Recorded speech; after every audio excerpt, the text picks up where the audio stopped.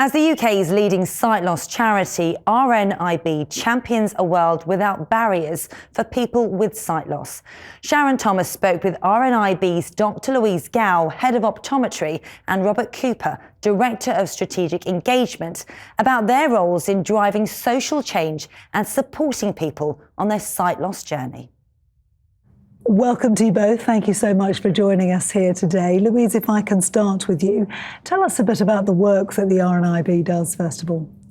250 people every day start to lose their sight, and RNIB is an organisation that is committed to being with those people every step of the way, whatever age they are, whatever their eye condition, and whatever their needs might be. We provide services through our telephone helpline, which is UK-wide. We also have a face-to-face service called the ECLO service, so that's the Eye Care Liaison service, and these are people who work within the hospital teams, and they bridge the gap between the medical teams and health and social care and support. And it's such an important stage because a sight loss diagnosis can be very traumatic. Handing across to an ECLO can bridge that gap into support straight away. Robert, tell us a bit about the eye care support pathway.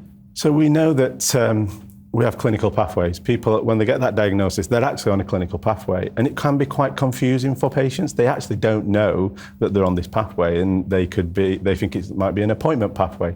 And they often, through our research, told us that they're on, it's like a pathway of hope. They hope that somebody might tell them about services such as low vision or an eye care liaison officer. So we really wanted to understand, how can we better support patients, give them the knowledge and understanding about what to expect on their eye care journey. The eye care support pathway was broken into 4 stages. The support that people can have at their initial appointment through their opticians, getting a leaflet, not having to go to Dr. Google and look for what that diagnosis might mean. Pre-diagnosis support, post-diagnosis support, and then support to live independently in life. So we really wanted to understand the specific support requirements for patients on that clinical journey, and ultimately that's what the eye care support pathway is. Louise, how does the pathway actually work in practice day to day? So as a practitioner in a medical setting, you're focused very much on making the person better or the medical aspects of it. The eye care support pathway should work in the way that the practitioner will identify the impact of the sight loss, not just the eye condition, and link that individual with support. So whether that would be rehabilitation, whether it might be emotional support, there are so many different support services. The practitioner doesn't need to know all about that. What they need to know is the impact that that might have on the person and how to link them in with that service. And what are some of the challenges that people with sight loss face? Yeah, I mean, there's no getting away from it. There are challenges that sight loss brings. There's a lot of tasks that we use our vision for. So, for instance, reading our post, or if you're a child at school studying, how do you access the national curriculum if you've got sight loss?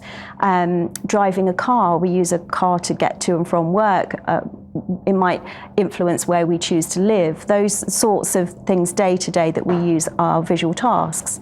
But there are lots and lots of things that you can do to overcome those challenges, but they're not intuitive. You need someone to help you find the way around those challenges. So, for instance, if you can no longer drive your car, you may be eligible for a taxi card, and that can help you day to day. If you're struggling with employment, then you may benefit from access to work, which will keep you in your job. And these things are really important. We have a service called Bookshare, which enables children to access the national curriculum. So those challenges can be overcome. And receiving that support is absolutely crucial, as you said there. So turning back to the pathway, Robert, how important is it in terms of supporting people, not just who've been diagnosed with sight loss, but their families as well, after the initial diagnosis going forward? Well, the challenge in the UK is that by 2050, we're looking at 4 million people having sight loss. And we really, through the eye care support pathway, wanted to ensure that patients feel empowered on that clinical journey to get the right support that they need. A personal example, my dad's had a recent failed cataract operation. One of the things that he needed to access was low vision services. the eye care support pathway being in place meant that we knew that he had to go for that low vision assessment, and we were able to get that low vision assessment for him to check whether he could drive or not. So the pathway is really important to help empower patients when they go into that consultation with that doctor to ask the questions about, can I get this support? Can I go for a low vision assessment? Can I meet an eye care liaison officer? So we're really proud of the work that we've created around the eye care support pathway. We've also worked with 23 of the leading organisations such as the Royal College of Ophthalmology, the College of Optometrists and the Royal College of Nursing to really ensure that the pathway is embedded into our professional networks and into our clinical pathway. So we're really proud of the work that we've done. Okay, thank you so much for coming here today to talk to us about it. Really interesting. Thank you. Dr. Louise Gow, Robert Cooper, thank you so much. Thank you. Thank you. For more information for patients, their families or carers, call the RNIB helpline on 0303 123 9999. Practitioners, please search hashtag #ICareSupportPathway or visit the website rnib.org.uk. ITN Business presents Global Action for Eye Health. ITN Business, business.itn.co.uk.